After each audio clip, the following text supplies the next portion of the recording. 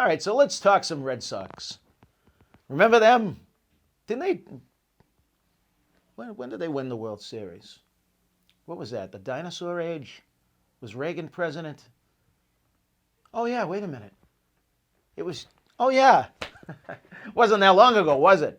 Yeah, you know. Well, you know what? We had a long run of bad luck with the Red Sox. And then we finally got this tremendously great ownership. Thank God we got these owners that allowed the Red Sox to be. I can't even continue with that because it's a bunch of crap. You know what owners do? They sign the checks. And you know what people do? They go and overload that stadium and they pay $8 for a sausage. Seriously, $9 for a cup of beer. I mean a cup. Give me a break, will you? You know what those owners do? They overpaid players. They started doing what the Yankees did, and they really screwed the customer. That's it. That's what makes them great owners.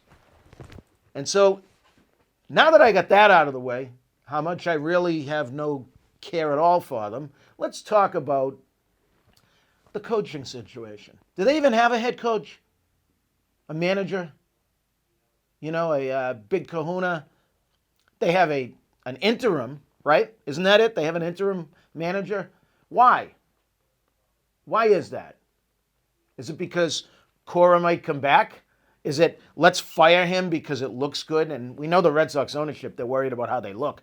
So let's fire him or relieve him of duties and let's name an interim manager because of this whole sign stealing thing.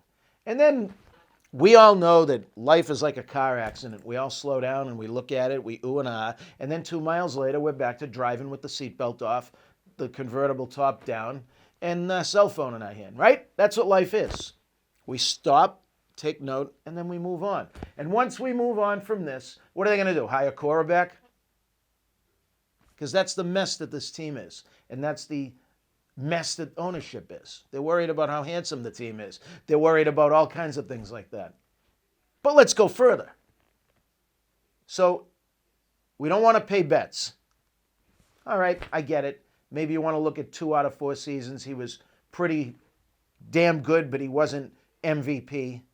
And he shouldn't get the kind of contract that he was looking for. All right, so let's trade him to the Dodgers. Okay, I don't know. I thought Betts was our best player. I thought he was the best player they've had in a long time. And I said right here on this show that they should have backed the Brinks truck up for him, given him the driver too. But that's just my opinion. So all right, he's gone. Let's throw David Price too. Let's get rid of him. All right, well, I thought Price kind of came of age in that World Series, and I thought that maybe finally we were ready to get something out of him. And I didn't think he was awful last year, was he? He was our number 2 starter. Right? So, okay, let's get rid of him. It's all right, we got Chris Sale coming back. So I'm just curious, like, you know, again, I'm going to play armchair quarterback now. Actually, I'm going to play armchair physician. Only because I've seen it before in sports. So Chris Sale, he's awful. He's got elbow trouble. All right, so this is where that whole chicken and egg thing comes in because the team doctor said this. But maybe my doctor said that. So, okay, what are we going to do? He's our number 1 pitcher. He's probably one of the biggest reasons that the team finished something like 20 games behind the year before. I mean, you take your number 1 pitcher and he's not winning you 20 games.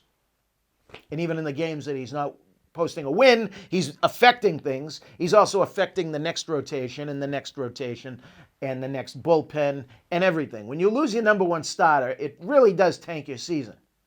So, wow, he needs Tommy John surgery now. We didn't know that last year? What were you boobs of ownership doing? Seriously. And then you fired the general manager. Why did you fire the general manager? Because you finished 20 games behind the season before, but you also lost your number 1 pitcher.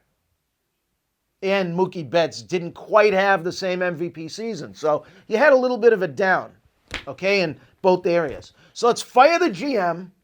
Let's, I don't know, cast aside our head coach and, you know, let him And we're going to name an interim manager for now. That sounds really good. You guys really sound like you know what you're doing. And what are you going to do? You're going to raise ticket prices? What about all the money you just saved us from Mookie Betts?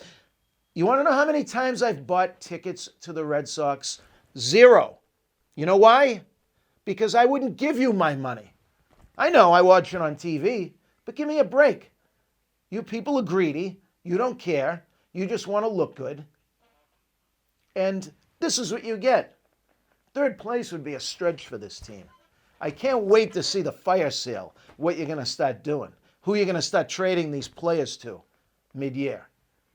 Why? Panic mode? It's okay, though. We know you got the money. You'll just spend it because that's what you do. Does that make you a great owner? Does that make you an awesome ownership? I guess so. You know what? This is your mess. Good luck.